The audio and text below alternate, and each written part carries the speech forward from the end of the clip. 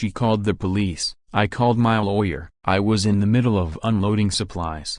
Hadn't even opened the truck's back hatch when she appeared, a clipboard in hand, acting like I'd stumbled into her perfectly controlled subdivision. She started talking about HOA rules and compliance. I told her straight up this was private property. She laughed, claimed every inch of land around here was community governed, though she never once explained by who. I ignored it at first, but 2 days later, I found a notice pinned to my shed, a drone circling above my roof, and a citation about some so-called illegal trail that Deer had clearly been using long before me. Nothing about this place feels normal anymore. What would you have done if someone tried to tell you how to use your own land? The whole dispute really began one Tuesday morning. I had just driven up to my newly purchased 190 acres with a truck packed full of surveying gear. My name is Luke Porter, I'm 38, and I work as a county forester, which means I know exactly what land ownership looks like here and how it's documented. I bought this property fair and square at a county auction 3 weeks earlier, paid in cash, clean paperwork, clear boundaries, and every legal right to be here. At least, that's what I thought until I met Paula. She came striding down the dirt access road like a sheriff in a western, wearing what looked like a bright safety vest with HOA security scribbled across it in marker. Paula Kratt, 52 years old, if the local gossip was true, had somehow appointed herself as president of the nearby homeowners association. Clipboard clutched to her chest, she radiated the kind of stubborn confidence that comes from always forcing your way through. "Excuse me, you can't park here," she announced before I even shut off the engine. "This is HOA property, and you're trespassing." I stepped out of my truck and looked over the forest I had just bought. Ancient oak trees towered in every direction, morning sunlight dripping through their branches. An narrow walking trail wound between them, marked with wood and signs that read Community Nature Path. Paula stood planted right at the trailhead, arms crossed, blocking the way like a living barricade. "I'm Luke Porter," I said, pulling the folded deed from my jacket pocket, "and this land is mine now. I bought it from the county 3 weeks ago." Her eyes widened for a moment before narrowing into rage. She snatched the papers from my hands and read them like she was hunting for a typo that would undo everything. "This says you own everything from the main road to Deer Creek. That covers our trail and the picnic area," she hissed, glaring at me like I just ruined Christmas. "That's right," I replied,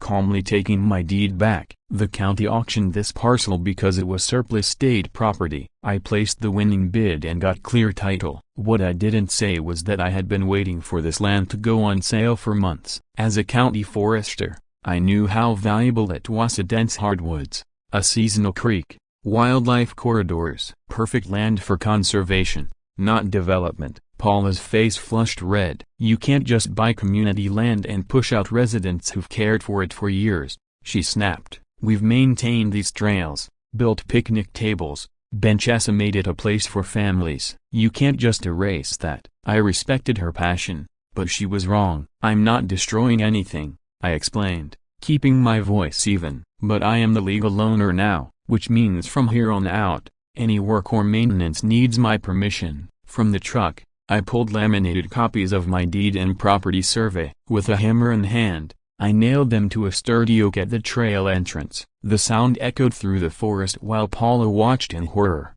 like I was defacing something sacred instead of posting legal documents. "You can't do this," she shrieked, her voice so sharp it scattered the birds. "This land is designated for community use. We have zoning approval." That's when I noticed something important. Beneath the leaves near the trailhead were old concrete survey markers, official ones, the kind set by professional crews, not the makeshift wooden stakes Paula's group had used. I made a mental note to uncover them later and double-check the boundaries. "I'm not in your HOA," I told her firmly. "I never was, and I never will be. This is my land now. If anyone wants to use it, they'll have to ask permission." She opened and closed her mouth like her whole worldview had just cracked apart. Finally, she spat out, "This isn't over. I'm calling my lawyer in the county planning office. We'll see how long this little power trip lasts." With that, she stormed off toward the subdivision, her homemade security vest flapping behind her like a cape. For a moment,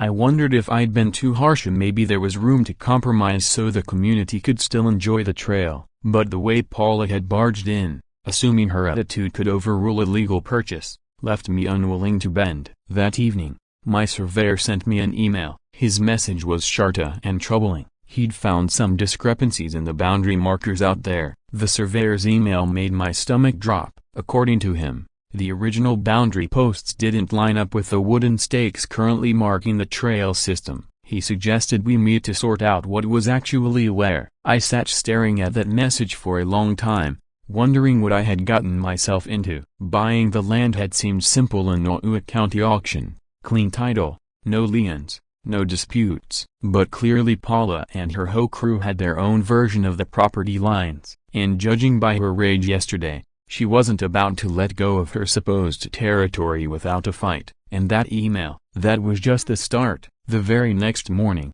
I opened my mailbox to find a certified letter that made Paula's dramatic meltdown seem almost tame. The envelope was addressed to current illegal occupant, a warning sign all on its own. Inside was a supposed demand notice, complete with a letterhead reading Woodland Hills Community Association Legal Department. At first glance, it looked official, but the details were sloppy, mismatched fonts, repeated dates in the corner, and a return address that traced back to nothing more than a random P.O. box.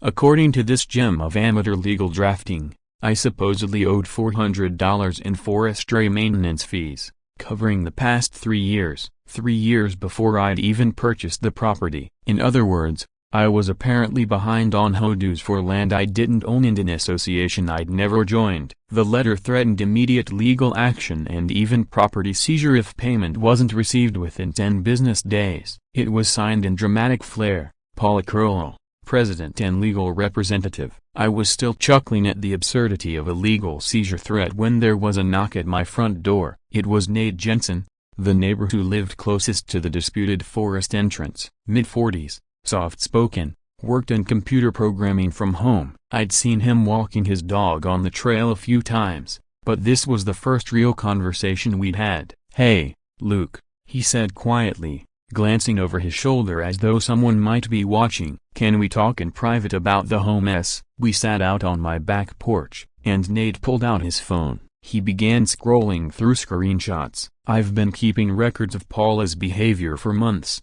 he explained in a low voice. "She's pulled the same stunts on other neighbors, but no one dares push back. She makes life miserable for anyone who challenges her." The photos on his phone told the real story. HOA financial records, community fees, so-called trail maintenance costs, all of them flowing directly into Paula's personal bank account.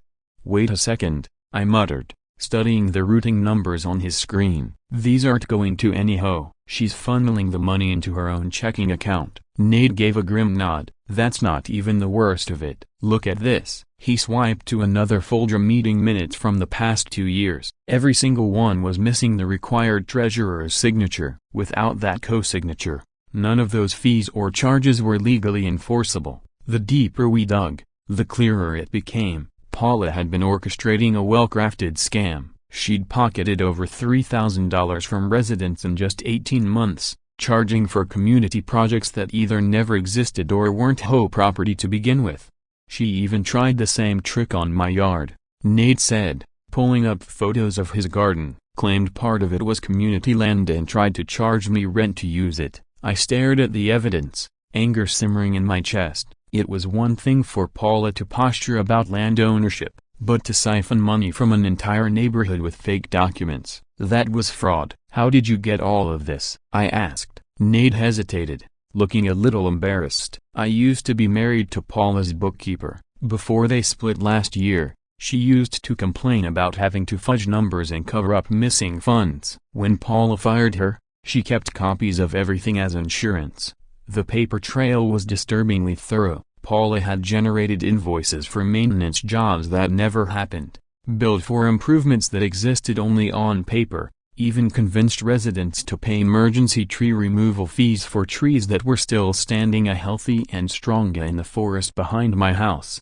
But then Nate lowered his voice and scrolled to another set of screenshots. "Here's what really matters," he said. Paula's been planning something much bigger than just phony fees. She's been telling potential partners she already controls this land. A broken bar. Nate showed me the emails, and my stomach sank. Paula had been corresponding with a contractor just last month, discussing development rights for my forest property. The messages detailed plans for site prep, luxury amenities, and ways to work around the so-called shared access trail to maximize building space.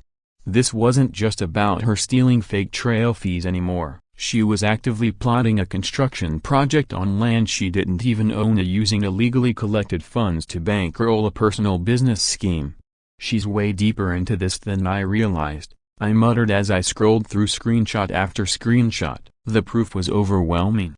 But something still didn't sit right. Paula hadn't just been stubborn, she'd been confident. Too confident. People don't dig in it hard unless they believe they have something to fall back on. Nate, I asked slowly, do you think Paula genuinely believes she has a legal claim to this land, or is she just betting I'll give up if she makes enough noise? He didn't answer right away. Instead, he stared out toward the woods that had become the center of this strange battle. Finally, he said, honestly, I think Paula's convinced herself that if she acts like she owns something long enough, it becomes true. She's done it with other people's property, she's done it with HOA funds, and now she's trying it with your forest. The scary part is how many folks she's managed to convince along the way. That thought stuck with me as Nate packed up and left. The phony fees and doctored records were bad enough, but the contractor emails hinted at a much bigger scheme, something that went beyond neighborhood bullying. Whatever it was, it would take more than intimidation to pull off. I walked him to his car, both of us glancing around like we were part of some underground resistance against HOA tyranny. The air felt heavier that night, thick with everything we'd uncovered. Later, at my kitchen table, I spread out all my property documents of the deed, the survey,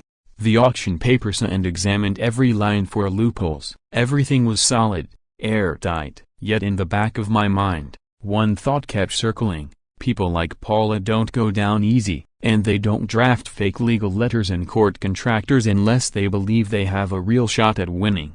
2 days later, that suspicion proved right. Paula called an emergency home meeting, not at a community hall or anyone's house, but right at the edge of my forest property, where the trail began. She'd arranged folding chairs in a half-circle facing the trees, like she was about to host a theater performance. A hand-painted poster board read, "Emergency Community Meeting. Illegal Land Seizure." The blocky handwriting was unmistakably hers. When I arrived, I stood near the back, curious to see how many people would actually show up. About 15 residents drifted over, most looking puzzled as to why they were sitting in lawn chairs by a forest instead of in someone's living room. Among them, one woman stood out. She carried herself with a calm, seasoned authority, the kind that comes from years of navigating community politics. She studied Paula's setup with a skeptical eye, and I could tell she wasn't buying into the theatrics. Before the meeting officially began, I decided to check something that had been nagging at me since yesterday. Paula had hung a brand new sign on one of the oak trees near the trail entrance, "Private HOA Park." I pressed a tissue against the corner of the board, a wet paint smeared green across it. She had literally made the sign within the last 24 hours, right after our argument. Then Paula stood, as if she were addressing the United Nations. "Ladies and gentlemen, we're here tonight because our community is under attack. A hostile outsider has illegally seized our beloved forest preserve and is threatening to destroy everything we've built together." She flung her arm dramatically toward me. "Luke Porter claims to own this land, but the truth is he's planning to sell our forest to private developers." Murmurs rippled through the crowd as heads turned toward me. Confusion and worry spread across their faces. Paula had clearly been busy spinning her version of the story, and more than a few were nodding in agreement. The crowd listened like they'd already heard Paula's version before. "He's posting fake ownership documents," she declared, jabbing her finger toward my laminated deed still nailed to the oak. "He's trying to bully residents into paying him instead of their rightful HOA fees." That's when the woman I'd noticed earlier stood up. Her voice carried instant authority. "Excuse me, I'm Norris, and I've lived here for 12 years. Before we start tossing accusations around, I think we need to see some real documentation." She turned directly to Paula. "Can you provide the original HOA charter that proves ownership rights to this forest?" Paula's confidence wavered instantly. It was like watching someone's bluff get called at a poker table. "The charter is currently being updated by our legal team," she said quickly, "but we have established use rights that go back years, which creates a legal precedent for community ownership." I had to give her credit as she had a talent for making nonsense sound almost reasonable. "Almost, actually," I said, standing. "I can clear this up right now." I pulled out my phone and showed the photos I'd taken of the buried concrete boundary markers. "These are the original county survey posts, installed when this land was first mapped. They're government markers, not wooden stakes. And according to them, your walking trail sits entirely on land I purchased legally from the county." The mood shifted immediately. Residents started whispering, glancing between my phone and Paula's freshly painted signs. Nora stepped closer, examining the images. "These look official. Do you have the survey report that matches them?" I handed her the surveyor's full report of professional measurements, legal descriptions, everything. As she studied the papers, Paula's composure started unraveling. "Those markers were tampered with," Paula blurted desperately. "The real boundaries are marked by our newer stake HOA professionally installed by our landscape maintenance team." "Your landscape maintenance team?" Nora repeated slowly. "The same team that's been billing us trail fees?" She looked up from the report, her expression sharp. "Paula, are you admitting the same people collecting money from residents also moved official county markers?" The silence that followed was heavy. Residents exchanged looks. Paula opened her mouth, shut it, then finally sputtered, "We've invested too much into this community space to let an outsider ruin it. Those markers could have been placed by anyone." "County survey markers are federal property," I said evenly. "Tampering with them is a crime. But more importantly, I have the receipts from the county auction, the deed transfer, and the title search. This was never community land. It was always county-owned until I bought it legally." Nora returned the documents with a firm nod. "This all checks out. And frankly, it explains why our HOA fees keep climbing while we see no improvements to actual community property." She turned to face Paula. "We need to talk seriously about financial transparency and where exactly our money has been going." The gathering unraveled quickly after that. Some residents demanded answers about their trail fees. Others questioned why Paula was holding meetings on someone else's property. A few simply left in frustration, shaking their heads. Paula tried to regain control, insisting she was protecting the community, but her voice kept climbing in pitch, the more desperate and authoritative. As the crowd dispersed, Nora came to me quietly. "I've suspected Paula's mishandling money for months. This dispute might be the push we need to finally get oversight on HOA funds." She glanced back toward Paula, who was shoving folding chairs into her car with forced cheer, avoiding eye contact with anyone asking questions.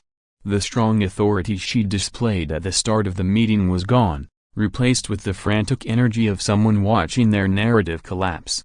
And I knew this wasn't the end. This was just the beginning. That night, I couldn't sleep. Paula's desperation felt different. It wasn't just neighborhood drama. People don't go to these lengths with fake signs and emergency meetings unless they're trying to protect something much bigger than trail access.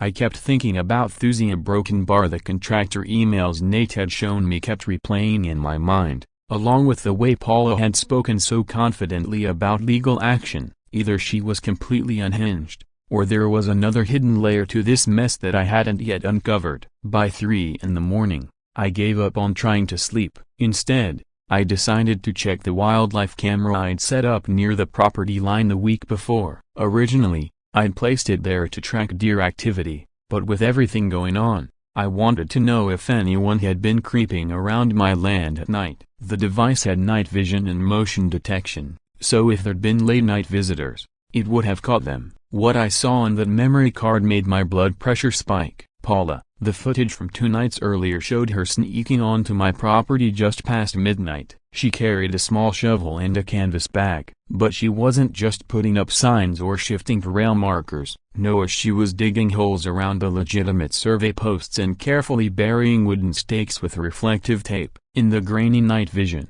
I watched her position these fake markers several feet away from the official ones. The realization hit hard. Paula wasn't just arguing over boundary line as if she was deliberately planting false evidence to prop up her claims. Those new stakes she bragged about during the meeting, the ones supposedly installed by her so-called professional maintenance team, they were fake as planted by her in secret. The level of planning was terrifying. The rest of the night, I stayed awake, leaving voicemails for the county planning office, asking for any permit details that might shed light on her intentions. At 8 a.m., I called again, this time reaching someone live. I need information on permits for property number 47892, I explained. The clerk's response was immediate. There are no permits on file, nothing pending, nothing approved, not even applications. Which meant Paula had been preparing for construction on land she didn't even own, it completely unauthorized. That's when the whole situation twisted into something more complicated. Legal disputes eat time,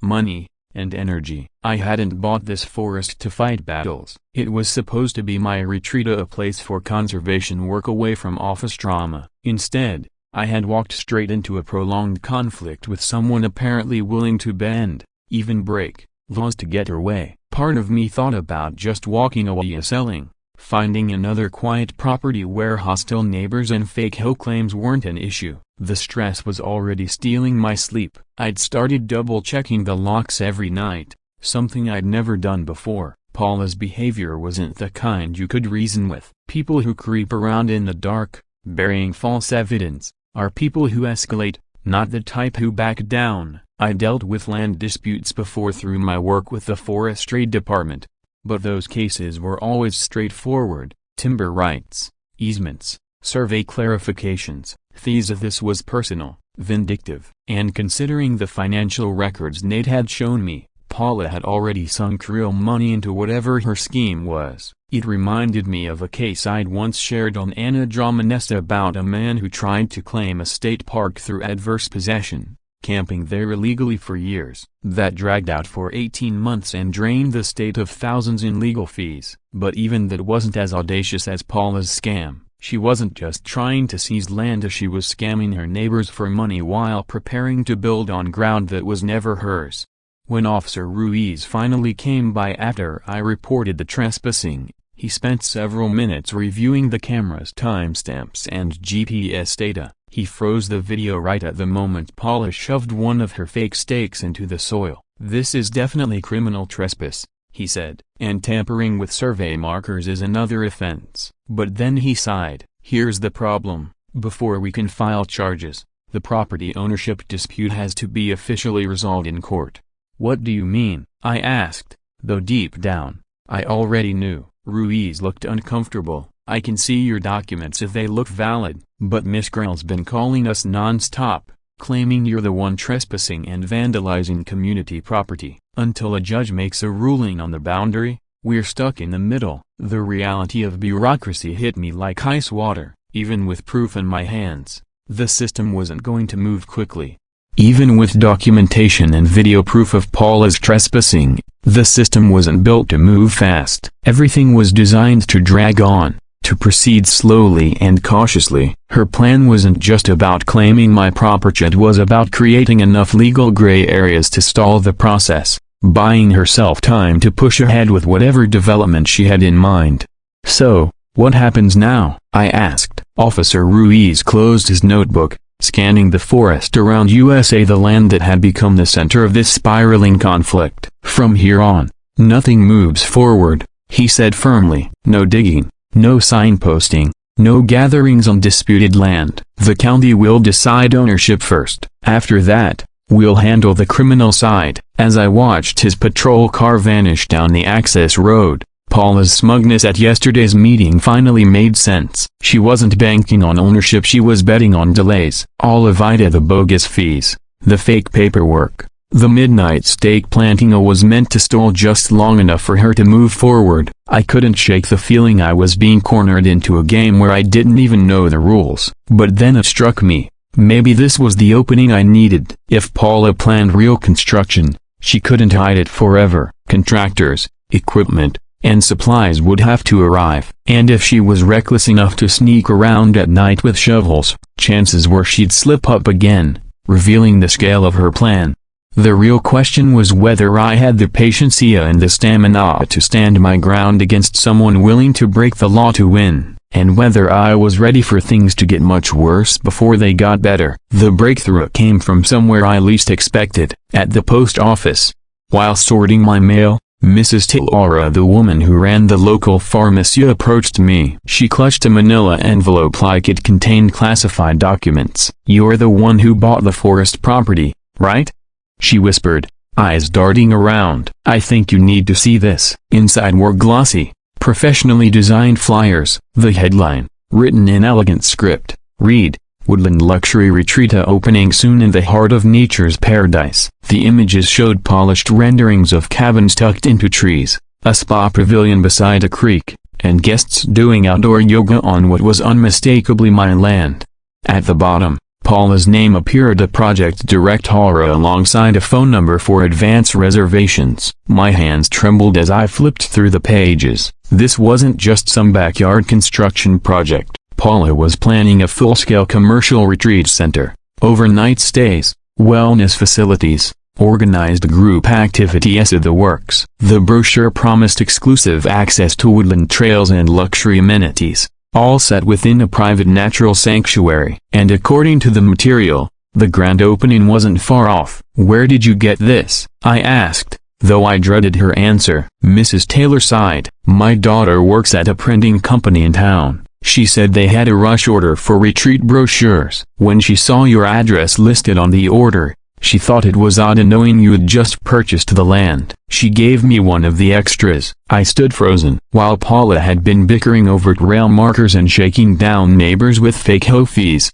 she'd already sunk serious money into promoting a luxury resort on property she didn't even own. And Mrs. Taylor wasn't finished. She pulled another folded paper from her purse. "This came with the flyers," she said softly. "Looks like something from a contractor." The document was an email printout. It discussed site prep for luxury amenities, strategizing around the shared trail to maximize usable land. The cost estimate included foundation work for multiple buildings, utility installation, and extensive landscaping. Reading through the technical details, my stomach knotted. This wasn't a handful of rustic cabins. Paula's blueprint included a central lodge with a full commercial kitchen, individual guest cottages, each with private bathrooms, a spa facility with treatment rooms, a conference pavilion for corporate retreats. The estimated construction timeline was aggressive, with Phase 1 set to begin as soon as she thought she had secured ownership. That afternoon, I knew I had to dig deeper. If Paula was already taking reservations for a retreat, there had to be financial traces, registrations, permits, or at least paper trails hiding under different descriptions. I started at the county business licensing office, and to my surprise, they were cooperative once I explained that there might be unauthorized commercial activity happening on my property. Their search pulled up something alarming. Woodland Luxury Retreats LLC, registered 6 months earlier, with Paula listed as managing partner. But the details didn't match my land. The official business address was tied to a completely different parcel of public land belonging to the state park system. Paula had cleverly filed her company under government land coordinates, no doubt assuming no one would look too closely until her retreat was already running. Worse still, she had been collecting deposits from real customers. The registration included a tax ID, which meant she was declaring the income as legitimate. People were paying for reservations at a resort that didn't exist, on land she didn't own, with permits that had never been granted. That evening, Nate came by with unsettling news of his own. "Paula's been making the rounds," he said, showing me text messages from neighbors. "She's telling people you plan to clear-cut the forest and put up a shopping center. She's asking them to sign a petition for an emergency injunction against your development permits." I stared at him, uneasy. He hesitated before adding, "I need to tell you something. I wasn't completely honest before."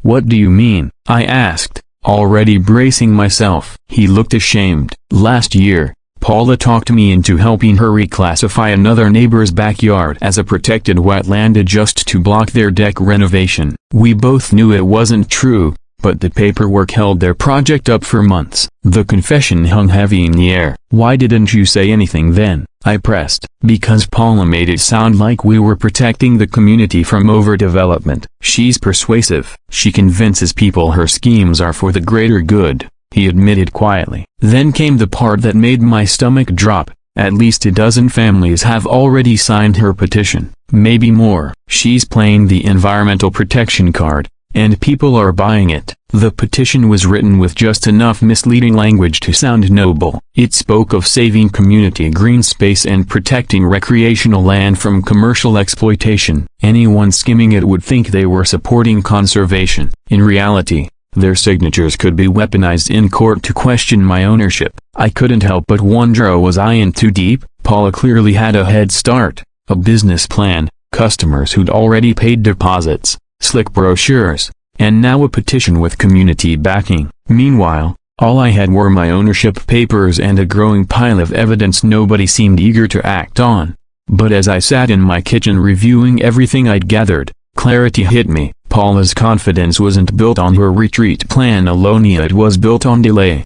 If she could create enough red tape to stall an official resolution, she could start construction and establish enough of a presence to make shutting her down politically complicated.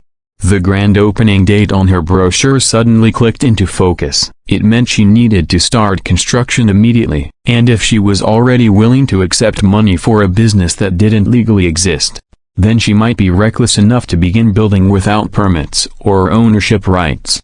That meant her next move could bring everything into the open, instead of wasting energy fighting her lies head-on.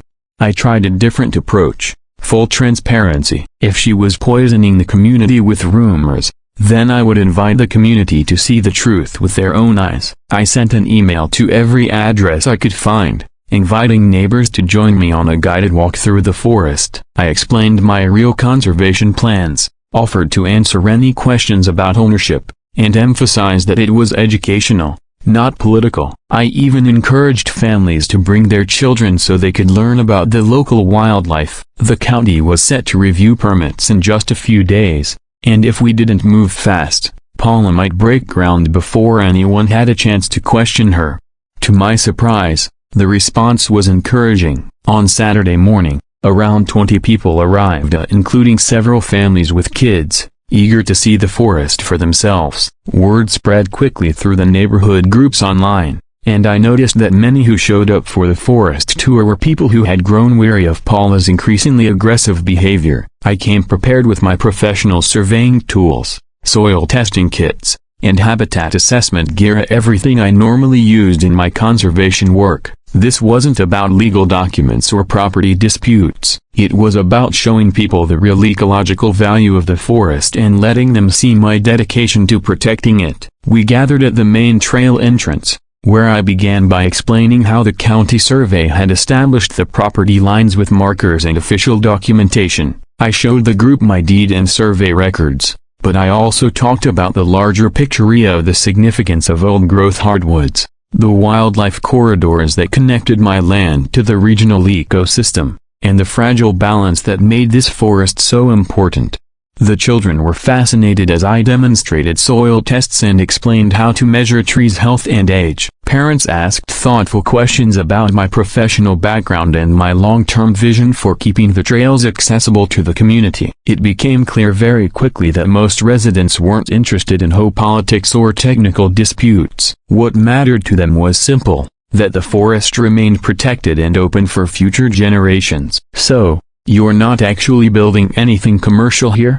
one father asked while his daughter hunted for pretty rocks near the creek. "Because that petition says you're working for a developer who wants to put in a shopping center." I saw the genuine worry on his face, and my frustration with Paula's lies boiled over again. "No commercial development," I assured him firmly. "My goal is to keep this forest a conservation area that remains available for responsible community use. I'm a county forester. My work is literally about protecting ecosystems from reckless development." I gestured toward the canopy of oak and maple stretching overhead. "This land is home to some of the richest biodiversity in the county. Destroying it for profit would be the last thing I'd ever want." But the tour took a turn I hadn't expected. As we moved closer to the seasonal creek, One neighbor pointed out unfamiliar surveying equipment placed along the trail. They weren't mine. These were professional-grade instruments of the kind construction companies used for large-scale site preparation. I examined the equipment. The tags carried the name of a local surveying firm and what looked like official project numbers, but the grid they were mapping didn't match conservation work or rail maintenance. This was preparation for major development. The level of precision suggested a multi-million-dollar project. The group grew tense, and then something happened that changed everything. A quiet woman named Margaret stepped forward, tears in her eyes. "Paula fined my disabled son for using a mobility ramp that hadn't been approved," she said softly. "She forced him to remove it and use the back entrance for 3 months while we appealed. He's 16 and in a wheelchair." The silence that followed was heavy, broken only by the angry looks exchanged among the group. Another resident, a retired accountant, spoke firmly. "I've been watching HOA spending for 2 years. The numbers don't add up. We've paid more than $15,000 in special assessments, but I can't find receipts for actual improvements to community property." An older man added grimly, "Paula humiliated my wife in front of the whole board last year, called her a troublemaker just for asking about the budget." At that point, I pulled out a folder and spread aerial drone photos across a picnic table. "These images prove that several HOA structures have crossed legal boundaries onto private property," I explained, pointing to the violations clearly visible in the images. One resident leaned in, whispering, "That's the playground. It's on your land." The realization rippled through the group. A nervous voice spoke from the back. "But what if Paula sues us for siding with you?" The concern was valid. Doubt flickered across several faces. "I've already filed a formal motion with the county," I told them calmly. "They're investigating the HOA's financial irregularities and boundary violations. Anyone who's been charged unlawful fees or harassed with fraudulent violations is protected as a witness. You won't be left vulnerable." It stopped being about property rights the moment I saw families huddled around the survey maps, sharing their own painful stories of HOA harassment. As a county forester, I knew exactly how much damage unauthorized construction could inflict on fragile ecosystems like this one. The wildlife corridors, the seasonal creek, the mature canopy that had taken generations to form in Paula's so-called retreat center would destroy habitats that could never be restored in my lifetime. "I'm filing for an injunction with the county first thing tomorrow," I told the group, "and if they stall, I'll call a press conference right at this trailhead." The support was immediate. Several neighbors volunteered to act as witnesses. Others offered to document additional boundary violations. For the first time since the battle began, I didn't feel like I was standing alone against Paula's smear campaign. I felt the weight of real community support. As the crowd dispersed, many thanked me for the educational tour, relieved that the forest's future was being defended. But Nora stayed behind, her eyes fixed on the surveying gear still scattered near the creek. "Luke," she said quietly, "I think Paula's planning something far bigger than a ceremony. This setup looks like construction prep, not just publicity." I frowned. "What makes you say that?" She pointed to the geometric alignment of the equipment. "Those markers are for foundations. My ex-husband was a contractor. I know what I'm looking at. Someone's planning permanent buildings here, and soon." That evening, my fears were confirmed. Officer Ruiz called with troubling news. A local survey firm reached out. He explained, "They've been hired to draft site plans for a commercial retreat facility. But when they cross-checked property boundaries with county records, nothing matched. They wanted to know if there was a dispute they should be aware of." Suddenly everything Paula had done made sense. The bogus fees, the deceptive petition, the surveying work. It wasn't random harassment. She'd been carefully constructing an illusion of authority, hoping to create enough legal chaos to push forward her scheme. Later that night, I stepped outside and saw fresh neon survey flags planted along the edge of my property. One bore Paula's initials and the HOA's logo. The violation was so brazen it left me breathless. It was clear the final showdown was coming, and this time, I wouldn't face it alone. That breaking point arrived on a clear Thursday morning. I woke to the sound of heavy machinery grinding through the forest. From my window, I saw a small excavator rumbling down the trail, followed by a pickup stacked with building supplies. Behind them came a line of cars of local dignitaries, investors, and professional photographers. Paula wasn't waiting for permission. She was staging her dedication ceremony right in the middle of my land. Throwing on clothes, I rushed to the entrance and was met with a surreal sight. Paula had erected a temporary pavilion draped with balloons and banners that read, "Woodland Luxury Retreat Grand Dedication." A catering truck set up refreshments while a politician rehearsed a speech about innovative ecotourism. And there stood Paula herself, a business suit, ribbon-cutting sash, and all directing the setup like she was launching a legitimate enterprise.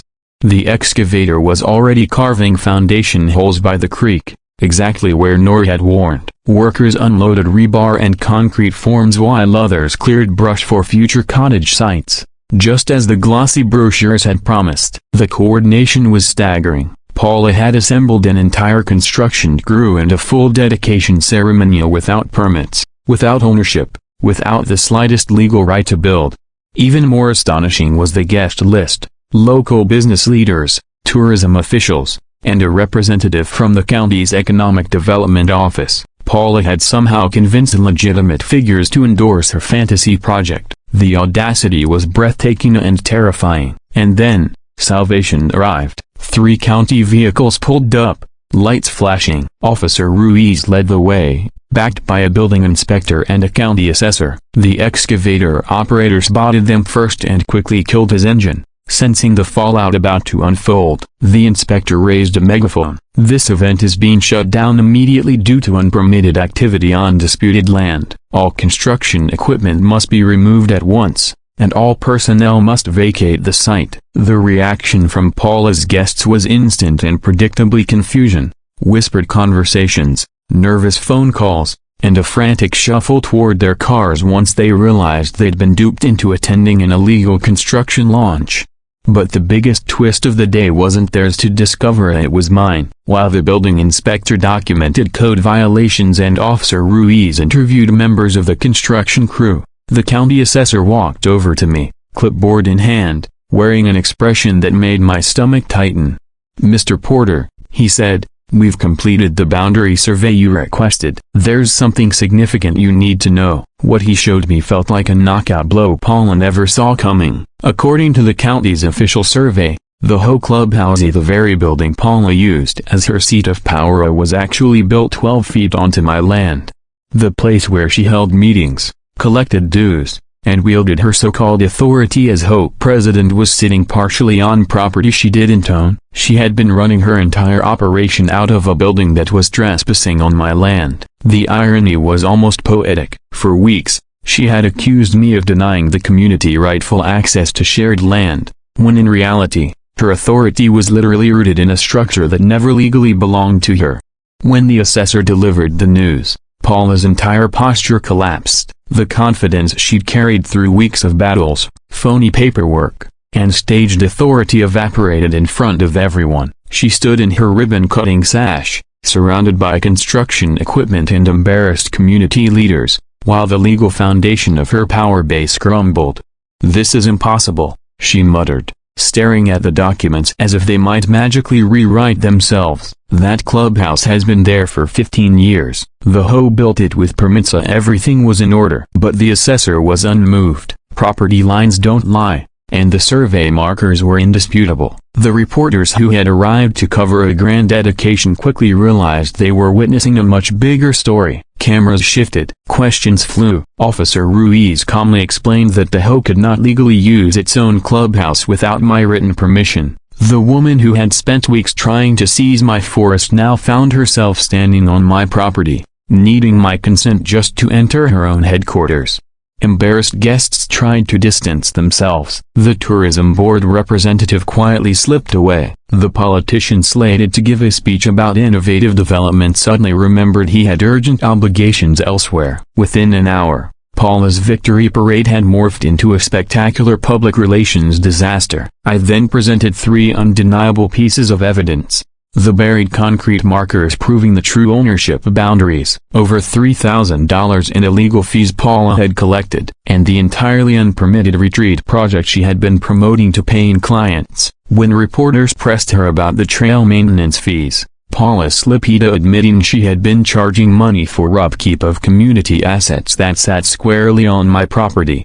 "I'm not part of your HOA," I told her in front of everyone. "I never was. And now you're standing on my land asking for permission you'll never get." The onlookers caught every word, many of them snapping photos of the bright survey markers and construction crews packing up their gear. Instead of making arrests, Officer Ruiz ordered Paula to immediately halt all unauthorized activities and remove every sign and piece of equipment from my land.